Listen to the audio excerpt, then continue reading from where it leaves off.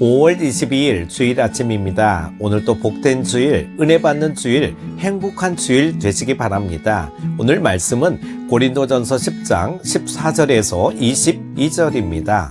그런즉 내 사랑하는 자들아 우상 숭배하는 일을 피하라. 나는 지혜 있는 자들에게 말함과 같이 하노니 너희는 내가 이르는 말을 스스로 판단하라. 우리가 축복하는 바 축복의 잔은 그리스도의 피에 참여함이 아니며 우리가 떼는 떡은 그리스도의 몸에 참여함이 아니냐. 떡이 하나요 많은 우리가 한 몸이니 이는 우리가 다 한 떡에 참여함이라. 육신을 따라 난 이스라엘을 보라. 제물을 먹는 자들이 제단에 참여하는 자들이 아니냐. 그런즉 내가 무엇을 말하느냐. 우상의 제물은 무엇이며 우상은 무엇이냐. 무릇 이방인이 제사하는 것은 귀신에게 하는 것이요 하나님께 제사하는 것이 아니니 나는 너희가 귀신과 교제하는 자가 되기를 원하지 아니하노라. 너희가 주의 잔과 귀신의 잔을 겸하여 마시지 못하고 주의 식탁과 귀신의 식탁에 겸하여 참여하지 못하리라. 그러면 우리가 주를 노여워하시게 하겠느냐. 우리가 주보다 강한 자냐. 아멘. 고린도 교회 안에 예수를 믿었지만 나름대로 우상은 아무것도 아니다. 우상의 제물도 아무것도 아니다. 그러면서 주의 만찬과 귀신의 식탁에 모두 참여한 사람들이 있었던 것 같습니다. 자신들은 어쩌면 믿음이 강해서 아무렇지 않다고 생각했는지 모르지만 사도 바울은 그것은 하나님을 노엽게 하는 중대한 범죄라는 것을 말씀합니다. 오늘 본문 말씀을 통해서 하나님을 만나시고 하나님의 뜻을 분별하는 영적 지혜가 넘치시기를 축복합니다. 먼저 14절 말씀 우상 숭배하는 일을 피하라. 이 말은 우상 숭배하는 일에서 떠나라 그런 말씀입니다. 왜요? 우상을 숭배하는 일을 하면 망하기 때문입니다. 8장에서 우상 숭배에게 바쳐졌다가 시장에 나온 재물을 먹는 문제에 대해선 묻지 않고 사 먹을 수 있다고 말했습니다. 그러나 우상 숭배는 안 됩니다. 왜냐하면 금이나 은이나 돌로 만든 우상 자체는 아무것도 아닙니다. 그러나 그런 우상에게 절하고 숭배할 때 거기에 귀신이 찾아오게 되고 결국 그것은 귀신을 숭배하게 되는 것입니다. 하나님은 귀신을 숭배하는 걸 영적 음란으로 보시고 영적으로 음란하면 망할 수밖에 없기 때문에 가지 말아라, 피하라 라고 말씀하십니다. 요즘 종교 다원주의자들이 하는 걸 보면 예수 믿는다는 목사고 신부이면서 다른 종교를 존중한다는 의미에서 절에 가서 부처에게 합장하고 절하고 그러는 모습을 보게 됩니다. 그런데 하나님은 그런 모습을 보고 뭐라고 말씀하십니까? 그것은 다른 종교를 존중하는 게 아니라 나는 그렇게 생각할지 모르겠지만 그것은 귀신을 숭배하는 것이고 영적 간음이다. 결국 망할 짓이다 라고 말씀하실 것입니다. 사랑하는 여러분, 재미로라도 우상을 숭배하는 일은 피해야 합니다. 재미로라도 점을 보거나 미신적인 건 피해야 합니다. 에이, 재미로 하는 건데 아닙니다. 우상 숭배하는 일을 피해야 합니다. 사랑하는 여러분, 우상 숭배하는 일을 피하십시오. 우상을 숭배하는 곳은 근처에도 가지 마십시오. 그 다음에 두 번째로 16절에서 17절 말씀 성만찬에 대해 말씀합니다. 잔을 마시는 건 그리스도의 피에 참여하는 것이다.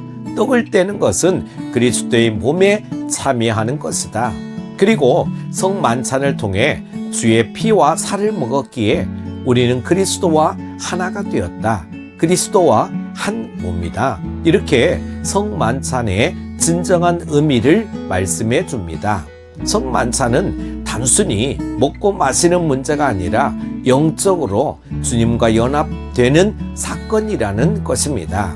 그래서 성만찬을 받을 때 정말 감사함으로 받고 자신을 돌아보아야 되는 것입니다. 이처럼 우상이 있는 신전에 가서 우상의 제물을 먹는 것은 뭐냐?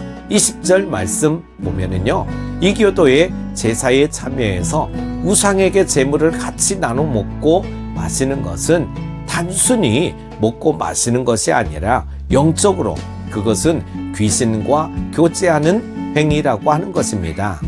학생들을 보면 학교에서 분신 사바 같은 걸 하면서 장난으로 재미로 귀신을 불러낸다 그러는데 그건 재미가 아니라 귀신과 교제하는 행위입니다. 이런 걸 하면 안 되는 것입니다.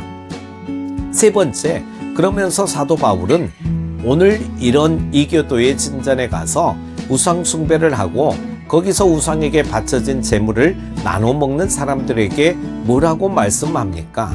21절 말씀, 그렇게 하는 건 주의 잔과 귀신의 잔을 같이 마시는 거고 주의 식탁과 귀신의 식탁에 같이 참여하는 것이다 말씀하십니다.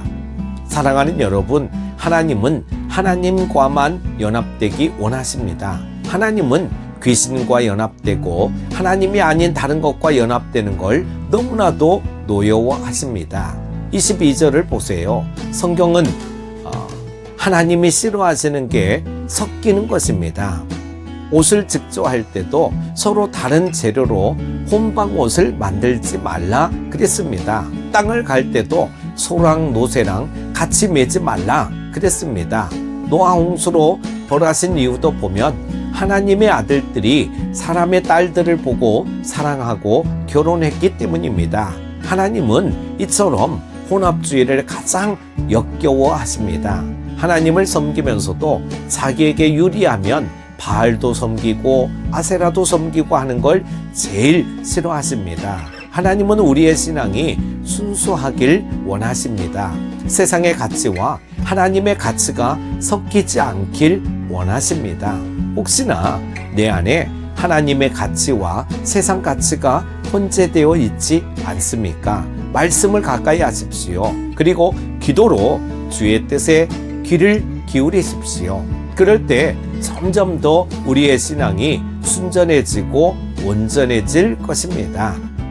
14절 말씀 보면 피할 건 피하자라고 하는 겁니다. 난 괜찮다, 잘난 체 하지 말아야 된다라고 하는 것이죠. 하나님이 피하라 그랬으면 피하면 되는 것입니다.